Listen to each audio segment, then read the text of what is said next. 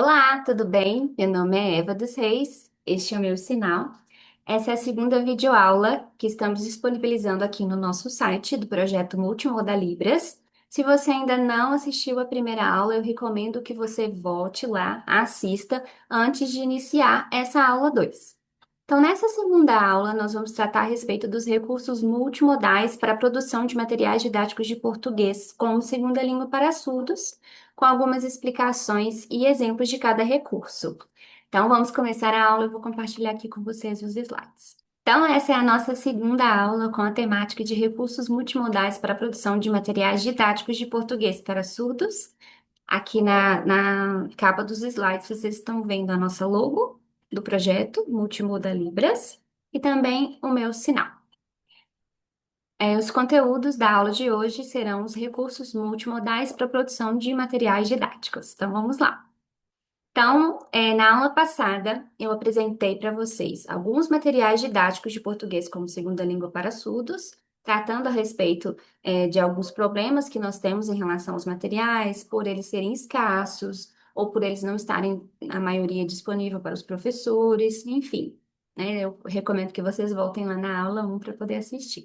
E também falei a respeito da multimodalidade, que é uma abordagem que pode ser muito útil para o professor no momento que ele vai produzir um material didático para o seu aluno surdo. Então, eu finalizei a primeira aula falando de alguns conceitos que são próprios da abordagem multimodal. Os produtores de signos, que somos nós, no momento que nós vamos produzir uma mensagem, um material, uma atividade, enfim. Nós temos o signo, que é a mensagem que nós vamos produzir, o conceito que nós vamos produzir, a partir do nosso interesse, utilizando modos e recursos semióticos. Então, vamos compreender um pouquinho mais e eu vou trazer exemplos para vocês também. Então, os produtores de signos são as pessoas que produzem sentidos e significados, por exemplo, nós professores. Os signos, eles são elementos nos quais o significado e a forma eles são reunidos. Nós temos o nosso interesse, que é aquilo que motiva a nossa criação de um signo. E para a criação desse signo, nós podemos usar modos, que são recursos social e culturalmente criados para produzir sentido. E nós também podemos utilizar recursos, que são elementos que constituem os modos. Então, vamos compreender mais sobre isso com alguns exemplos. Então, eu trago aqui essa ilustração. Nós temos aí, vamos imaginar que esse é um aluno. Ele está segurando um lápis de cor, um lápis de escrever, que ele utilizou para fazer um desenho numa folha. Ele desenhou ali uma árvore. Então, quem é o produtor de signo nesse momento? O menino, que é o nosso aluno. E qual é o interesse dele na produção desse signo? Representar uma árvore por meio do desenho. Qual é o signo que ele criou ali a partir desse desenho? Então, o signo é a junção do significante com o significado. Então, o significante seria árvore, né? A palavra árvore, vamos imaginar assim, ela pode ser escrita, né? Igual está aí, em caixa alta, ARVORE, ou ela pode ser um som, como está representado aí na tela, né? A transcrição fonética de árvore. Ela pode também ser um sinal da Libras ou de outra língua de sinais. Então, esse seria o significante. E qual é o significado que ele quer transmitir a partir desse desenho? A ideia, né? A nossa imagem mental, que seria o significado de árvore. Então, qual o modo semiótico que ele utilizou para criar esse desenho, essa representação de árvore? O modo semiótico de desenho. E quais recursos que ele utilizou? As cores, os traços e as formas. Então, a partir desse exemplo, nós compreendemos um pouco mais sobre esses conceitos multimodais que eu trouxe aqui para vocês. Outros exemplos de recursos semióticos. Então, os recursos multimodais, eles podem auxiliar o trabalho de professor durante a produção de material didático para o surdo. Por exemplo, o caminho de leitura, as cores, a tipografia e os tipos de imagem, que é o que eu quero explorar aqui com vocês nessa aula. Então, por exemplo, o que é um caminho de leitura? Então, o caminho de leitura é o caminho que o nosso olho percorre no momento que nós vamos ler um texto multimodal. Então, eu tenho aqui minha página e eu vou fazer um percurso com os meus olhos para ler, né? Pode ser um texto imagético ou pode ser um texto escrito, né? Que vocês sabem que o contexto da palavra texto, ele foi mais amplamente, é, vamos dizer assim, explorado hoje em dia. Nós não dizemos que texto é apenas aquele escrito usando letras, palavras. O texto é aquele que traz um significado. Então, pode ser também imagético, pode ser um vídeo, né? Não necessariamente um texto escrito no papel. Então, o texto escrito, no texto escrito, o caminho de leitura, como que a gente definir? A partir da ordem das palavras. Então, eu escrevo o meu texto. Aqui na nossa cultura, a gente lê da esquerda para a direita, de cima para baixo, né? Então, eu faço esse movimento com os olhos. Então, o autor, quando ele vai escrever o texto dele, ele impõe uma ordem que o leitor precisa seguir para que aquilo faça sentido. O texto imagético, ele é estruturado também previamente pelo produtor de sentido e ele é idealizado pelo leitor, sem a construção prévia do produtor. Então, ali eu tenho um quadro, ou uma imagem, ou uma foto que o produtor faz, e o leitor, ele precisa ler aquilo. E não necessariamente tem uma ordem fixa ou rígida, né? O leitor pode movimentar mais os olhos para poder compreender o texto imagético. Então, vamos ver aqui alguns exemplos. A gente não vai ficar lendo aqui os exemplos, eu só trouxe para vocês poderem ter uma noção. Então, nós temos aqui o caminho de leitura de um texto escrito. Então, nós fazemos o movimento dos olhos da esquerda para a direita, de cima para baixo. Então, nós temos aí uma linearidade que é preciso seguir no momento de ler esse texto. E eu tenho também um alinhamento, nesse caso aí o texto está centralizado, mas ele também podia ser alinhado à esquerda ou à direita ou justificado. Nós temos também blocos de texto, então vejo que tem a indicação ali, ó, produção de texto escrito. Embaixo, o eixo, produção escrita. Depois vem o título, né? Então nós temos blocos de textos. Nós temos também espaços em branco, porque se na escrita nós não tivermos espaços para dividir esses blocos, o texto ele fica muito misturado e é difícil compreender as ideias. Então, os espaços em branco, eles também são recursos que facilitam a compreensão do leitor. Nós temos também marcadores no caso desse texto aí, ó. Nós temos a setinha em cima, temos asteriscos. Nós também podemos organizar o nosso texto em pequenos blocos com marcadores. E temos também o tamanho da letra. Olha, vejam só, nós temos aí letras em caixa alta, que é a letra toda em tamanho maiúsculo, e temos já a diferenciação de maiúsculo e minúsculo na chamada letra de imprensa. Então, tudo isso faz sentido. Quando eu coloco uma letra em caixa alta ou uma outra cor, eu chamo mais a atenção do meu leitor. Quando eu escrevo uma letra mais em cursiva, parece uma letra mais manual, alguma coisa mais íntima, mais pessoal, enfim. Tudo que eu coloco no meu texto é de acordo com o meu interesse e ele faz sentido para o meu leitor. Então, eu sempre tenho que levar isso em consideração. Agora, vamos ver aí um exemplo de texto imagético. Nós temos aí a árvore, né? O tipo de árvore, a araucária. Então, ela está centralizada, porque ela é o centro do meu texto. E eu tenho vários pequenos textos ao redor escritos com formas ou com as letrinhas ao redor. Então, a nossa árvore está centralizada e a escrita está nas margens. Então, eu tenho uma organização centro, margem. Não necessariamente tem uma ordem. Eu posso começar lendo de baixo, do meio, de cima, e eu vou conseguir compreender o conteúdo desse texto. Temos também uma saliência, então nós temos coisas que estão em maior ou menor destaque. As cores também são usadas, vejam só, tons das cores, não são cores bagunçadas, misturadas. Nós temos aí tons mais pastéis, que estão organizados de maneira que não cansa a vista do leitor. Temos as formas também, que são utilizadas para colocar o texto. E temos o enquadramento da página. Então, vejam, todos os recursos que podem ser utilizados num texto imagético para ajudar o leitor a compreender melhor o texto.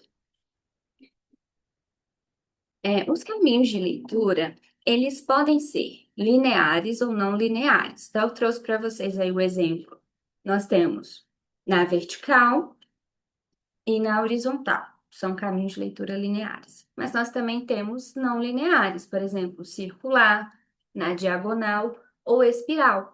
E vários outros. Vocês já devem ter visto, por exemplo, o poema visual, que utiliza um formato para poder escrever o texto. Então, nós temos vários tipos de caminhos de leitura que podem ser utilizados. Outro recurso importante que nós podemos também explorar no momento de criar um material didático são as cores, né? Então, os significados das cores, eles são socialmente acordados e, consequentemente, culturalmente específicos. Então, as cores fazem parte da nossa cultura e elas apresentam um significado também. Então, por exemplo, dependendo do meu interesse enquanto produtor do material didático, eu posso passar, né, querer avisar o aluno de alguma coisa, então eu coloco no laranja, ou eu quero marcar uma coisa importante, eu posso marcar de amarelo, ou eu quero dar uma ênfase, atenção, eu coloco de vermelho. Geralmente o texto mais corrido a gente coloca de preto. Então, nós podemos utilizar essas cores também de acordo com o nosso interesse. Então, o momento que a gente usa a cor no material didático, esse uso não é arbitrário, né? Mas é de acordo com o contexto de produção, com o meu público e com os objetivos também que eu quero alcançar.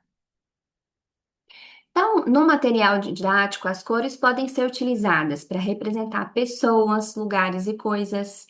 Eu posso utilizar cores para alertar ou salientar informações. Posso também criar coerência nos textos, por exemplo, para diferenciar um capítulo de outro, geralmente o livro didático. Capítulo 1, todas as bordinhas de amarelo, né, o enquadramento da página, a margem. Ou capítulo 2, de vermelho, capítulo 3, de verde, enfim. Para promover uma coesão também, que é o que a gente chama de rima visual, que é quando nós repetimos o mesmo recurso visual. Então, por exemplo, eu repito uma forma, ou uma cor, ou a tipografia. Então, eu estou ali estabelecendo também uma rima visual no meu material didático. Aí eu trouxe aí um exemplo de uma página de material didático para vocês verem. Então, traz aí, unidade 2, eu sou criança. Então, vamos pensar. Nós temos aí a coesão a partir da rima visual.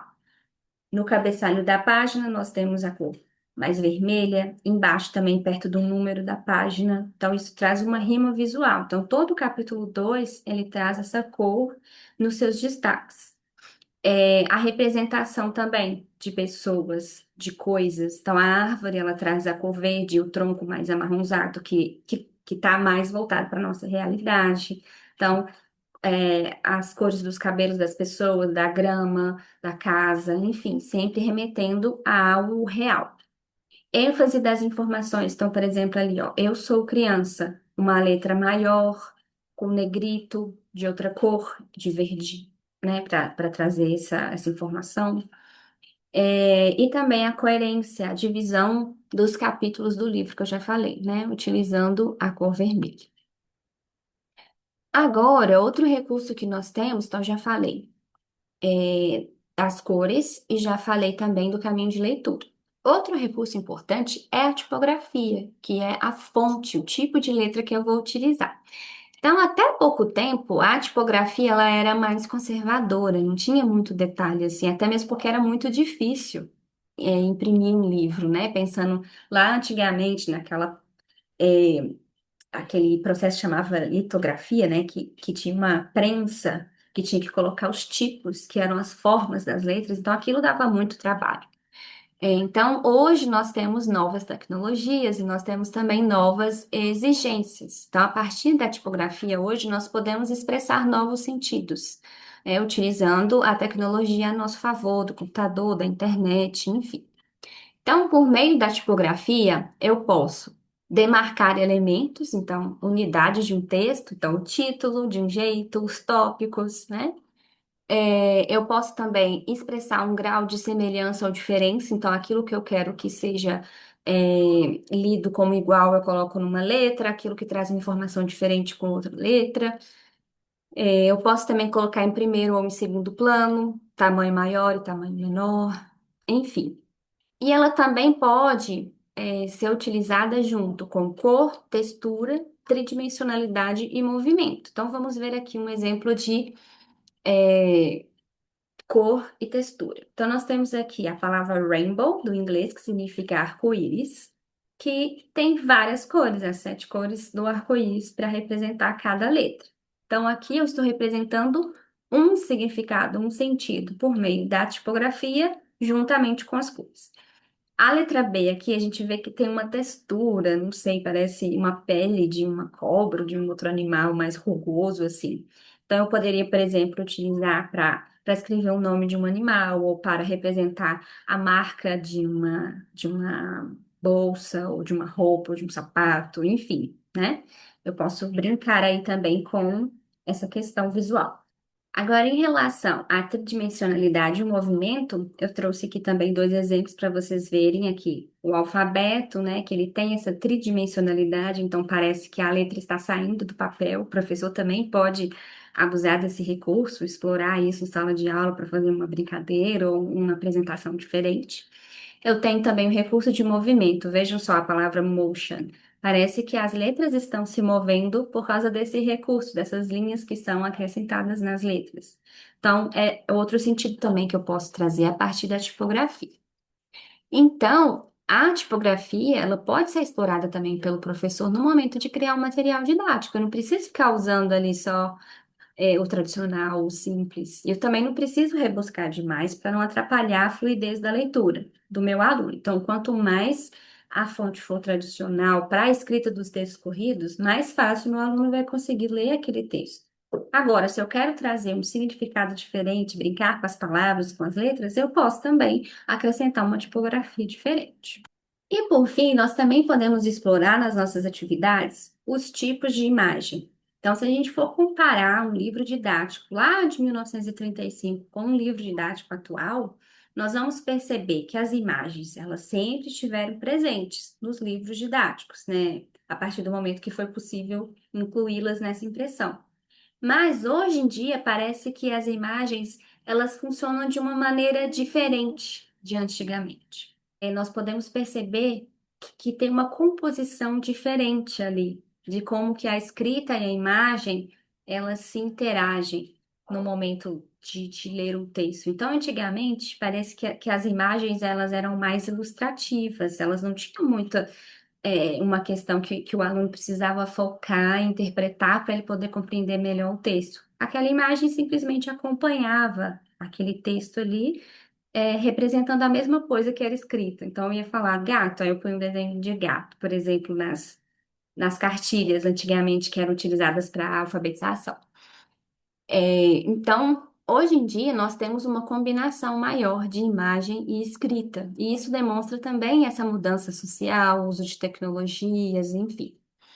Então, a Gualberto 2016 é uma autora que, na sua pesquisa de doutorado, ela propôs 6 tipos diferentes de funções para as imagens. Então, as funções que essas imagens podem exercer dentro de um material didático.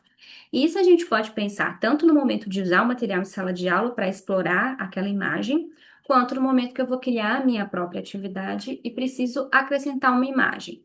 Então, as imagens, elas podem ser ilustrativas, decorativas, recontextualizadoras, sugestivas. Eu posso ter um foco da atividade no conteúdo verbal ou no conteúdo visual. Então, vamos ver um exemplo aqui, alguns exemplos, né?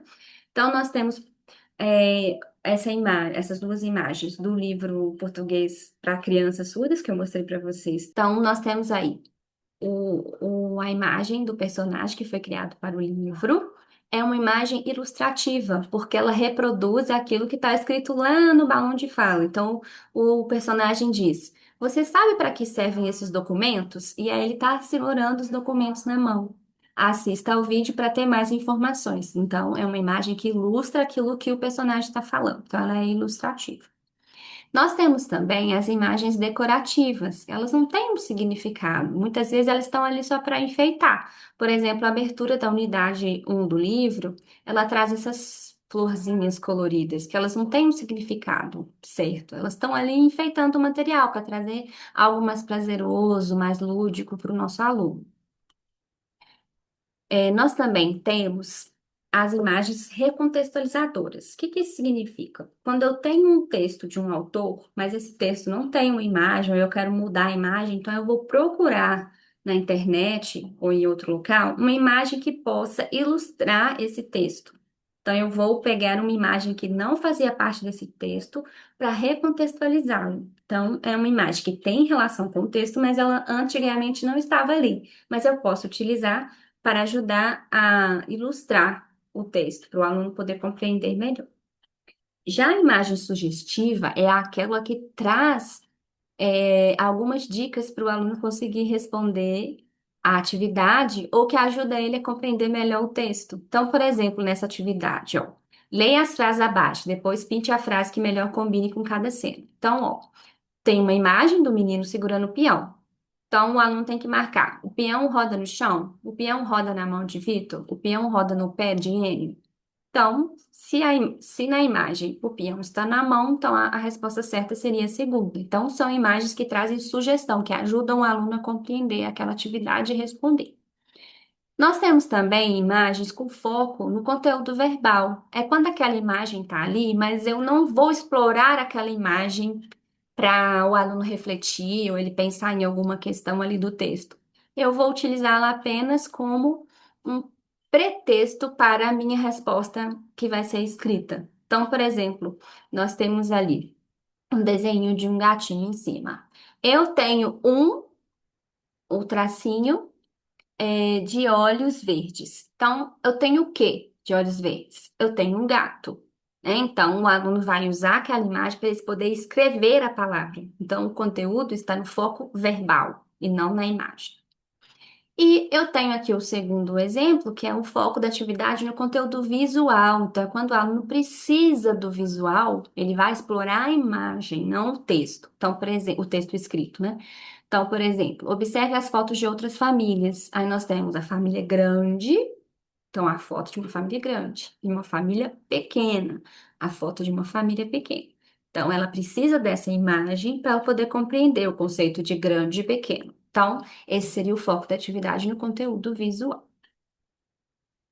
Então, esses foram alguns exemplos de recursos que nós podemos explorar no momento de criação de um material didático de português para surdos. Então, nós podemos usar o caminho de leitura, ele não precisa sempre ser linear. Eu posso brincar com o conteúdo do meu texto na página, o aluno ele pode movimentar mais os olhos dele na página para compreender. Eu tenho também as cores que podem ajudar o aluno a compreender uma divisão de um conteúdo ou a perceber algo que ele tem que prestar mais atenção, né? Eu posso usar também a tipografia mais tradicional para dar fluidez à leitura, ou eu posso usar uma tipografia que traz um significado, né, para eu poder brincar com esse significado também. E eu posso também explorar a questão das imagens, de acordo com o foco da minha atividade ou do meu texto escrito que eu vou trabalhar. Então, eu quero só ilustrar, eu quero decorar, eu quero que essa imagem ela seja explorada na atividade, ou ela vai ser usada só como pretexto para a escrita. Enfim, são vários recursos que vocês podem explorar no momento de criar um material didático para alunos surdos.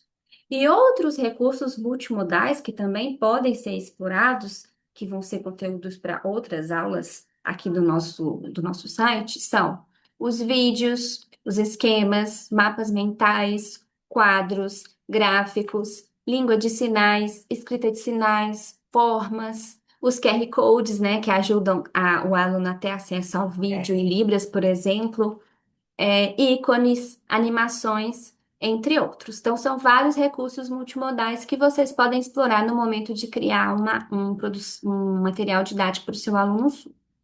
Então, essas aqui são as referências que eu utilizei para essa aula. Novamente, trago aqui para vocês os nossos contatos de Instagram, e-mail, nosso site e também o nosso canal no YouTube. Se você gostou da aula, não deixe de compartilhar com seus colegas o trabalho também e sempre seguir as nossas redes sociais para ter acesso às nossas atualizações. Então, essa foi a nossa segunda aula. Nós esperamos que a aula tenha sido bastante proveitosa, que vocês possam, a partir de agora, utilizar mais recursos visuais na produção de seus materiais didáticos das aulas de português para surdos. Então, em breve, nós vamos disponibilizar mais videoaulas aqui no nosso site. Não deixe de nos acompanhar no YouTube e também no Instagram. Até mais, muito obrigada.